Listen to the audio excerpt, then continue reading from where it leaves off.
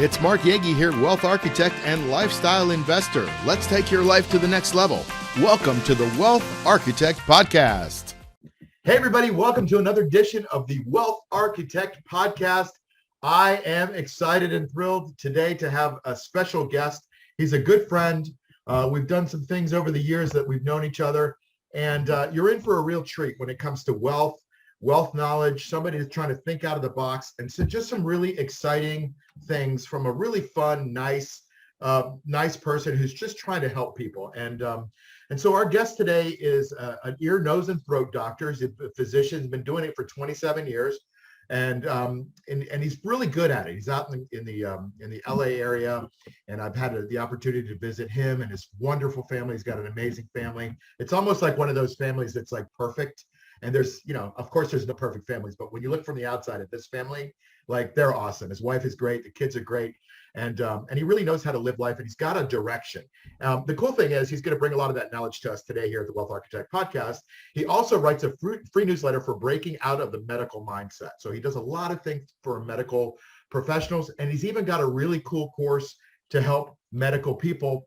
Please welcome my friend, and welcome to the show, Wealth Architect Podcast, Brett Levine. Doc, how you doing? Thank you, Mark. It's a pleasure to be here. Oh, man, it's so great to finally have you on. And one of the reasons I'm excited to have you on is because I know that you're on this mission, right? Since I've met you, you've been on a mission, right? You're a doctor, and everybody's like, oh, he's a doctor. He makes all this money. And tell us a little bit about that, because maybe it's not all it's cracked up to be from the outside. It's funny because you met me right in the beginning of this massive transformation and sort of at the precipice of crisis and change. Oh, yeah. I think medicine can be challenging for a lot of people for different reasons, and so can success. And I had gotten to a point where I had no more hours in the day to really grow or to change because I had no time to breathe. And I had really joined a mastermind group that started the transformation and taught me a lot as I've continued to learn. And that is where we met. Yeah.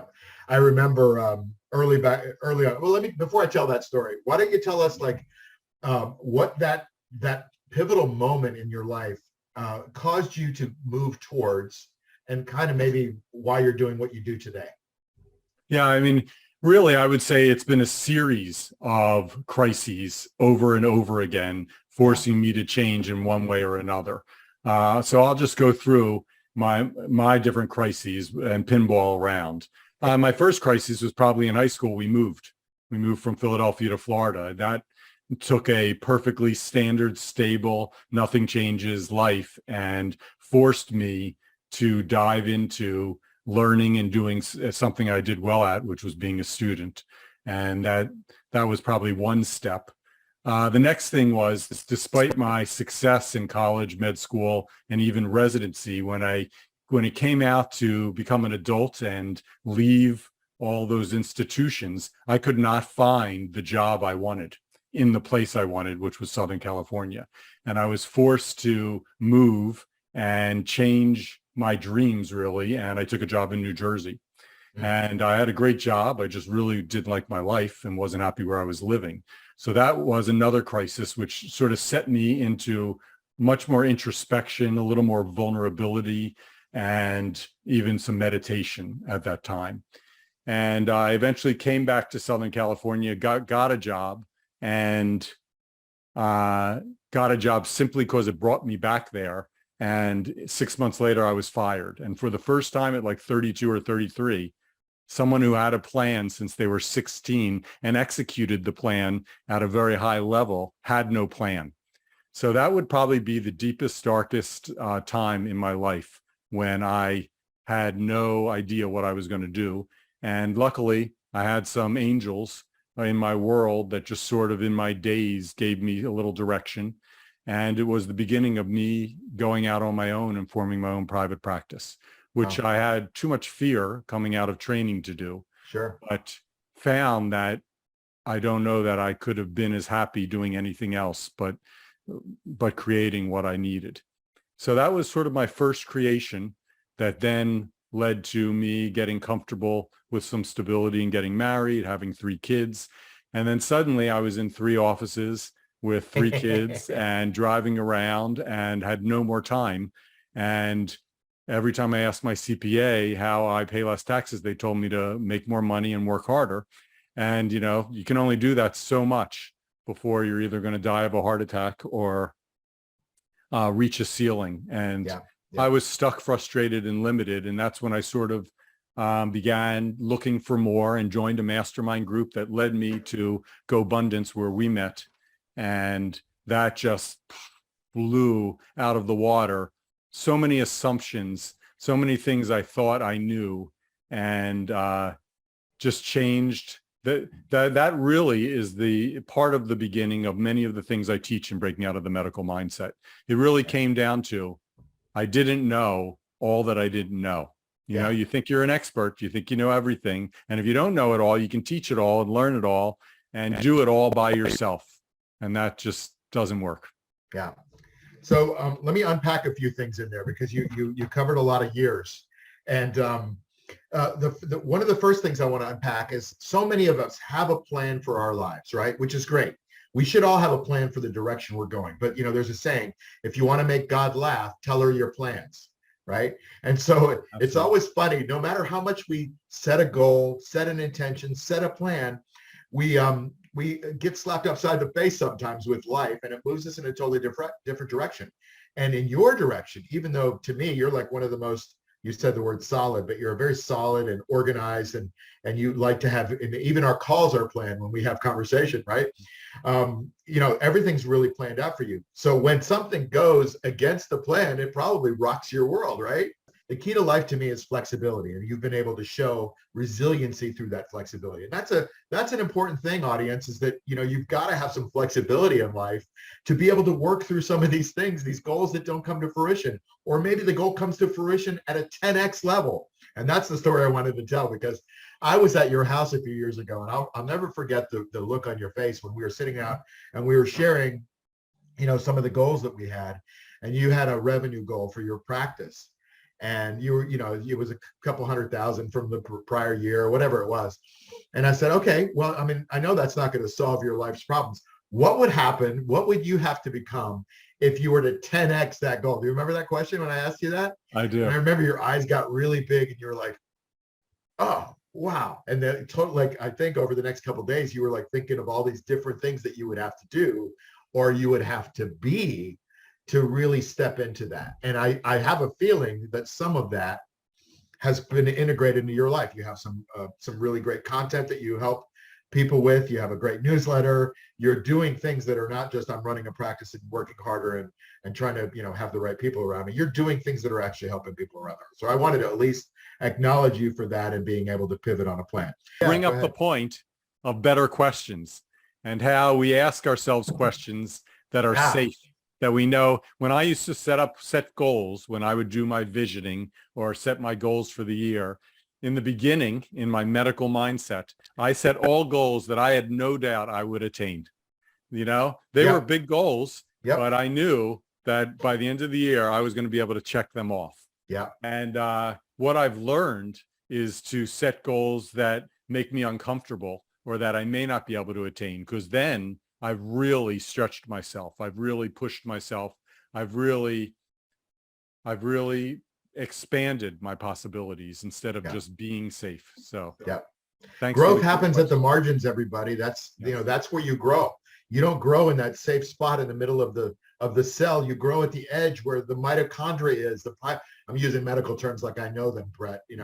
And the powerhouse of the cell. You're expanding the cell. You're growing, and that's where it happens. You grow in your discomfort. That's exactly right. And I think one of the things I talk about in Boom, and one of the things in the course, is that I learned to convert discomfort from fear and paralysis to excitement and possibility. That's it. It's the same discomfort. It's just what you're thinking about is going to happen on the other side of it, right? Yeah. And the third thing is that I took from your story is that I don't know that they taught you the things that you needed to learn to run a practice, number one, in school. And number two, probably most importantly, is how to push through your fear. So tell us a little bit. You had some fear. You were sitting there at 33 years old in a different place than you thought you would be. And you probably didn't, you started your own practice and you probably were looking around going, I have no idea what I'm doing. Tell us about how you felt and what happened and what happened from there. Yeah. I mean, this is burning the boats, right? I really had gotten to the point where I had no other options. I was not going to leave where I wanted to live. I had already tried that. It didn't work out. And I had no other options. So I observed and I learned on the job, and I really learned everything. When I talk about leverage, I did not know what leverage was. So I was the bookkeeper. I was hiring and firing everyone. I was ordering all the supplies. I mean, I wrote the policy and procedure manual from scratch because that's where I started. And you learn a lot, but I think during all that learning, you grow and you change. And I can't imagine working for someone else, honestly. Yeah. And it is one of the reasons I'm not burnt out. It's one of the reasons I love my life. It's one of the reasons that I do so much outside of medicine, which makes me enjoy medicine more. So I've had so many discoveries, and this is what I'm trying to share because there is a very, very high rate of dissatisfaction in many healthcare fields, pharmacists, physical therapists, dentists, and these are all in my audience. Yeah. And they just don't know what they don't know. And you stay in your comfort zone and you get paralyzed there. That's why it's called breaking out. It's breaking out of a cell, out of shackles. Yeah. But you want more, right? Like you don't want to, retire at 60 and just have X number of dollars and just kind of, watch the TV until you die. Like I have a feeling you want more. I know you just recently went to Europe with your family, and it's not about money. It's about what? To me, it is about maximizing every single second I'm alive. Yeah. My patients remind me every day that I have no idea what tomorrow will bring. Yeah. And everybody gets a day that's bad, that is the ticking time bomb of your life someday. Yep. And they make me grateful. They also give me this need to maximize my life and not to wait for someday or then. Yes. So, I mean, I'm not going to be practicing medicine and being a surgeon for the rest of my life. And I'm comfortable with that, but I'm not going to be done. I'm not going to retire. Michael Bernard Beckwith from Agape talks about the word refire instead of retire, which is exactly what I'm going to do. I'm going to have a refirement party and it'll just be my next thing. Yeah. But I can't ever imagine me just taking walks around the neighborhood and going to the gym every day. And that's my life. Yeah. I tried it once. It doesn't work. Yeah. No, I'm always trying new things and I love trying new things. Yes. But that's what keeps us young in a lot of ways too, right? Is that we just keep growing. We don't grow old. We just keep growing, and keep challenging ourselves. So plus also our network. I am through the mastermind groups. I am friends with people who are 40, who are 30, who are 25, who are 5 years older than my own kids. Yeah. But they are my friends that we hang out with and talk and network and mastermind. And I see myself like them more than I would see myself like someone who's 5 years older than me and retired. Yeah. And youth keeps you young. I mean, I just went to Turkey and Greece with a good buddy of mine. He's 35, a couple of years younger than me. And we had a blast, he's one of the smartest guys that I know. We had so much fun. We rode motorcycles and did all the stuff. And it was really fun. But so you now kind of dedicate, in addition, to your medical practice, you dedicate a lot of your learning to medical professionals. Now, I don't want this to be just about medical professionals because it isn't, but there is a certain demographic that you really can help. So let's talk a little bit about that. There's some problems in healthcare these days. You think? So on top of the fact that it is trading time for money, and on top of the fact that 75% of physicians are now employed and not working for themselves. Yes. And on top of the fact that there was a massive exodus from medicine due to COVID and also due to changes in medicine. And there is a massive healthcare worker shortage, and reimbursement is constantly going down for healthcare workers because They are trying to control the budget on the backs of many of those people. Yeah. And tech has come in, so everything is now electronic, and there's EMRs that are giving you things to do that might not be the most efficient for you, although they're efficient for your employer or for documentation. And administrators are telling people what to do and how to do it. There is just a tsunami of chronic physical, mental, and spiritual exhaustion. And a lot of people are just heading for the exit doors and jumping off the boat. And I see it, you hear it. It's in all of the social media with medical blogs and YouTube channels, and it's a crisis. I feel like to a certain extent, I've averted the crisis, or I've flexed with the crisis in a better way than a lot of people have.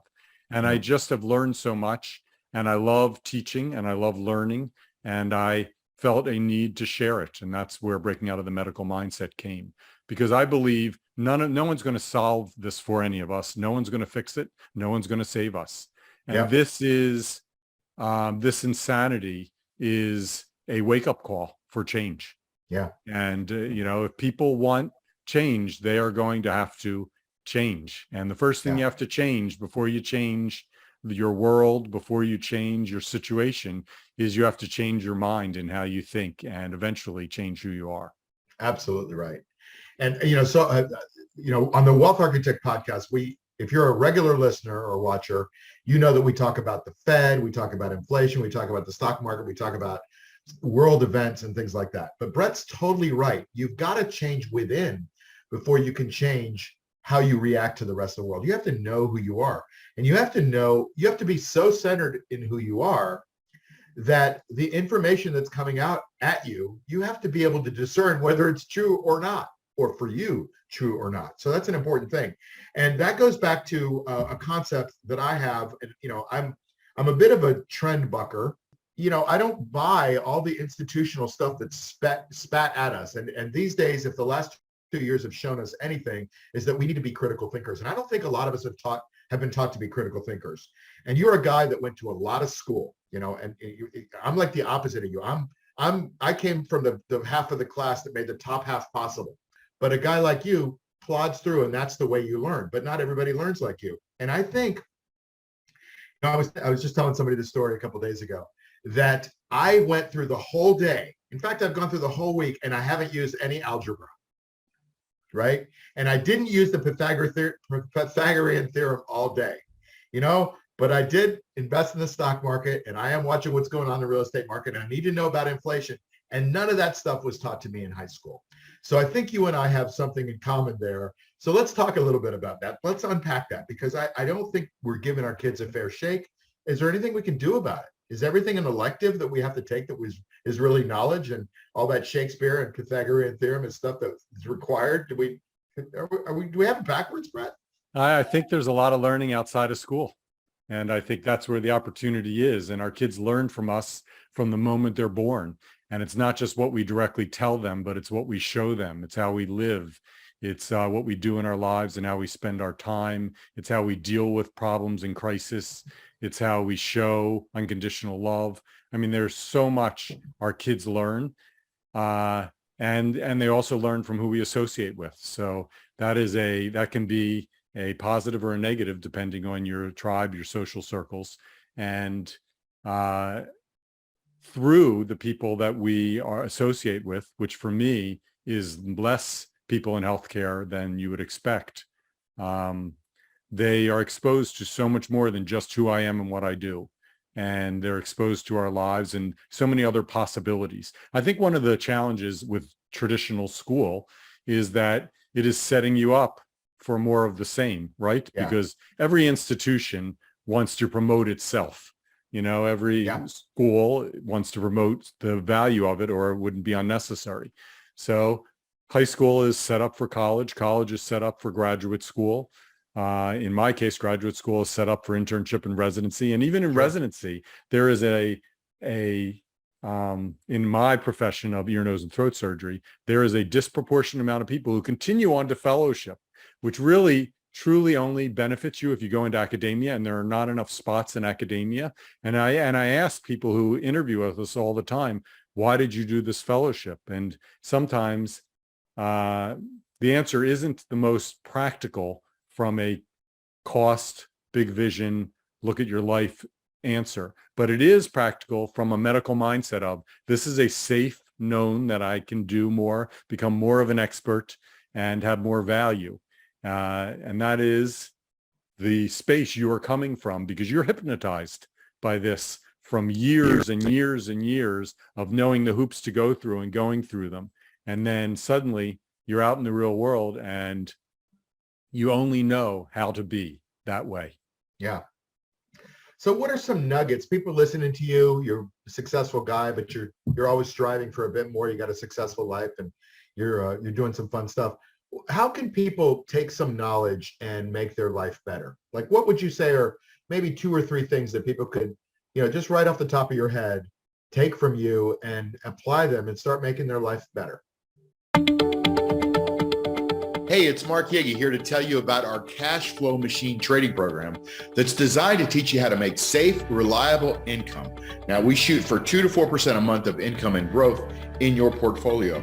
And we have courses to teach you how to do this yourself or inside a mastermind community. And the best part of that is it only takes about 20 minutes a week to implement. Now, while 2 to 4% a month doesn't sound like much, I show you exactly how we took my IRA from $111,000 to over $500,000 in just 19 months without huge risk. I'm not telling you this to brag, just to show you that you can do this too. So to learn more about this program, go to cashflowmachine.io. That's cashflowmachine.io, and you can learn more.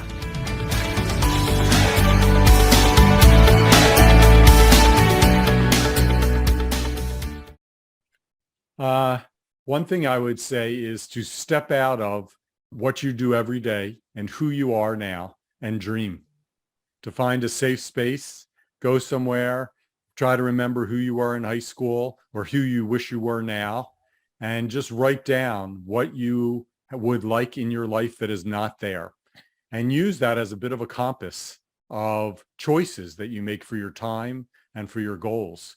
I think I certainly never did that during my entire medical training. That's right. Yeah. Because I was laser focused at getting better, at doing what I had to do. You really can't have distractions to win and to succeed there. That's a necessary thing. But when you get out and you're making money and you have steady cash flow, then I think it's time to dream and really reassess where you can go, because that's going to change everything. So that would be one idea that I would say.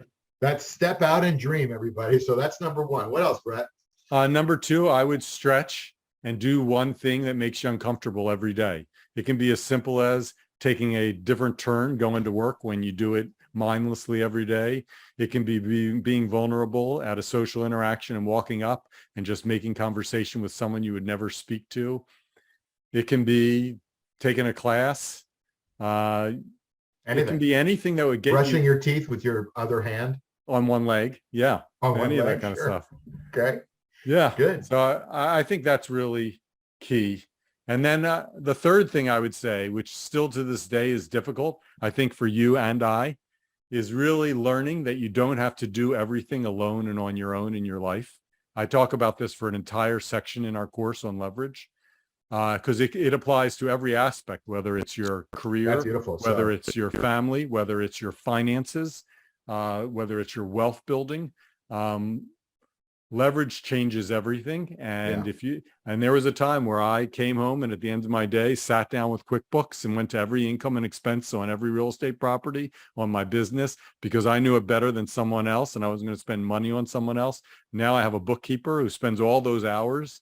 And loves it. And loves it and is better at it than I am. Yeah. And I have more hours in my life. Yeah. So leverage is something is very, very hard for people who have competed on their own for so long because they did it the best, to realize that is going to allow you to free yourself and increase the velocity of your money. Yeah. Nice. All right. So step out and dream, everybody. Do something uncomfortable every single day.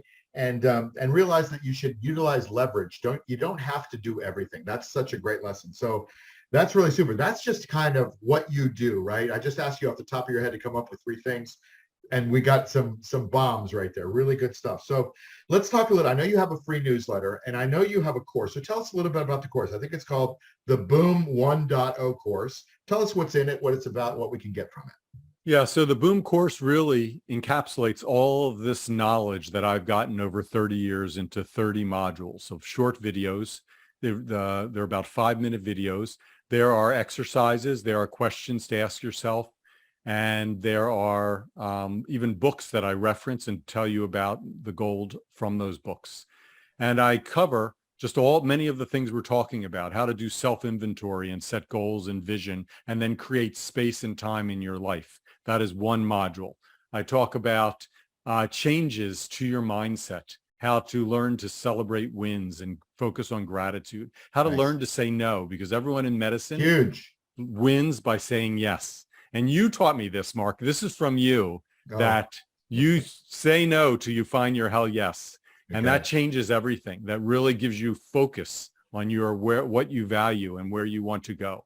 So I always say no unless it's a hell yes now.